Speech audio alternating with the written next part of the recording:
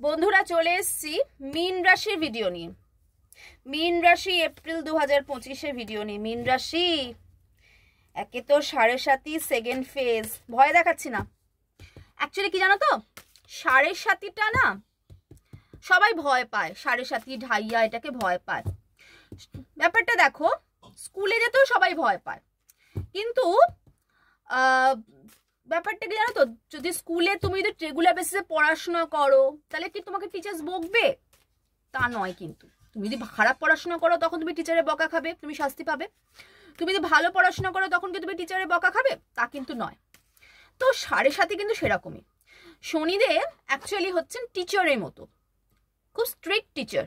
তুমি যদি ভালো কাজ করো, ভালো কর্ম করো, কারোর ক্ষতি না করো, শনিদেব কিন্তু তোমাদের এই 7.5-তে খুব ভালো ফল দেবে। তো আমি বলবো তোমরা অবভিয়াসলি ভালো কাজ করো। আর শনির রাশি থেকে তো ভয় পাওয়ার কিছু নেই, ঠিক আছে? যদি তুমি ভালো কাজ করো তাহলে ভয় পেও না, ঠিক আছে?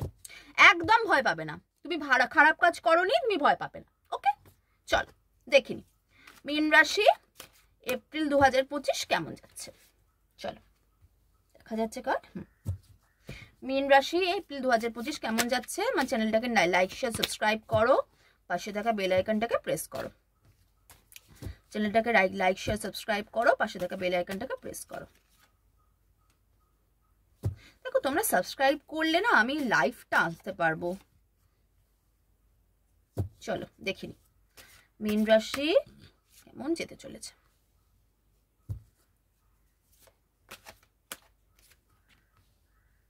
চলো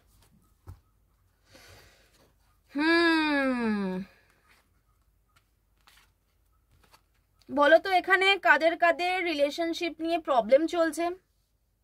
রিলেশনশিপে থার্ড পার্টি এন্ট্রি করে নিয়েছে, ঠিক আছে? সেই কারণে তুমি জায়গা থেকে বেরিয়ে আসছো এবং মুভ অন, মানে হ্যাংম্যান হয়ে গেছো, মুভ অন করে যাচ্ছ।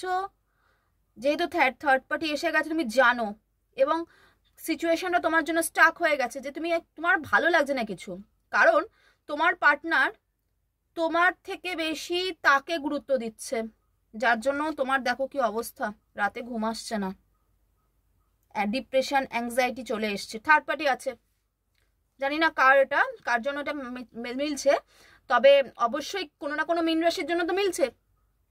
যাদের যাদের মিলছে তারা নেবে, যারা মিলছে না তারা স্কিপ করবে। মীন রাশি থার্ড পার্টি আছে, কবে যেতে পারে কি যেতে পারে না সেটা তো পার্সোনাল রিডিং এর মাধ্যমে জানা যাবে, কিন্তু থার্ড পার্টি আছে। টাকা পয়সা সংক্রান্ত সমস্যা চলছে, তোমরা হ্যাংড হয়ে রয়েছো। তোমাদের টাকা পয়সা, তোমাদের পার্টনার অন্য কারোর মানে তোমাদের না সুযোগ দিয়ে অন্য কাউকে তুমি এত করেছো তার জন্য, কিন্তু সে তোমাকে গুরুত্ব না দিয়ে তোমার থার্ড পার্টিকে গুরুত্ব দিচ্ছে। ওকে, সেই কারণে তুমি মেন্টালি ডিপ্রেসড হয়ে রয়েছো। এবার চলে আসি জব বা কেরিয়ারের ক্ষেত্রে।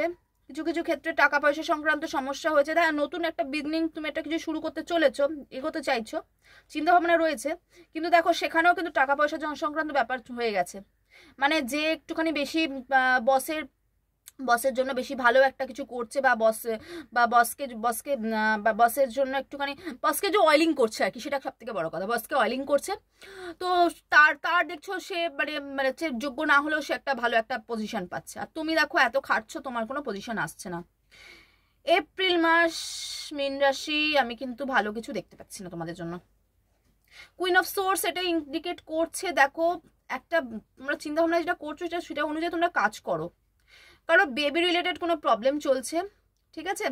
যদি এখানে কোনো প্রেগনেন্ট ওমেন থাকো, মানে যদি কেউ মনে করো যে তারা বেবি নেবে, তো তারা আমি বলবো যে বেবি রিলেটেড তোমাদের কোনো প্রবলেম আসতে পারে, একটু গাইনোকোলজিস্টের সঙ্গে কনসাল্ট করো। আর একটু হার্ট চক্রের ওপরে একটু মেডিটেশন করো, বুঝলে? তোমাদের হার্ট চক্রটা আরো ভীষণ বিগ।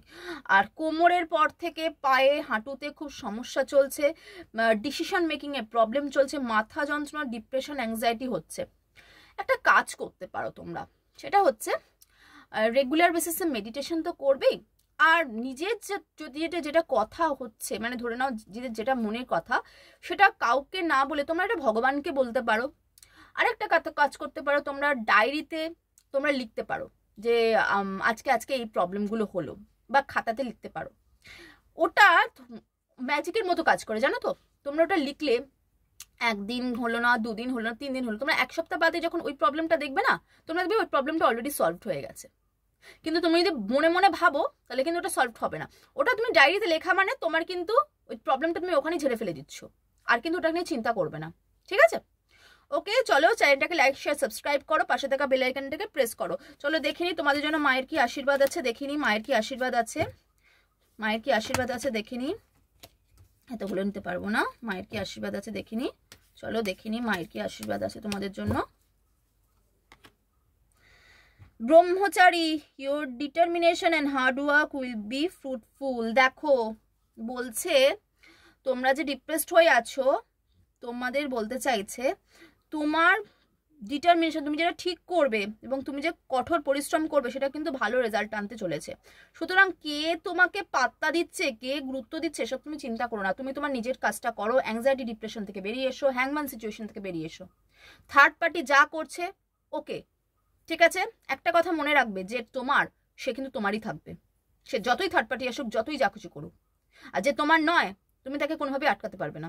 সুতরাং এইসব নিয়ে চিন্তা ভাবনা করো না, নিজের কাজটা করো, নিজের কাজে ফোকাস করো। তোমার কাজে ফোকাস করাটা খুব দরকার। ওকে, চলো চ্যানেলটাকে লাইক শেয়ার সাবস্ক্রাইব করো, পাশে থেকে বেল আইকনটাকে প্রেস করো। ওকে, আজ এই অবধি, দেখাবে পরের ভিডিওতে।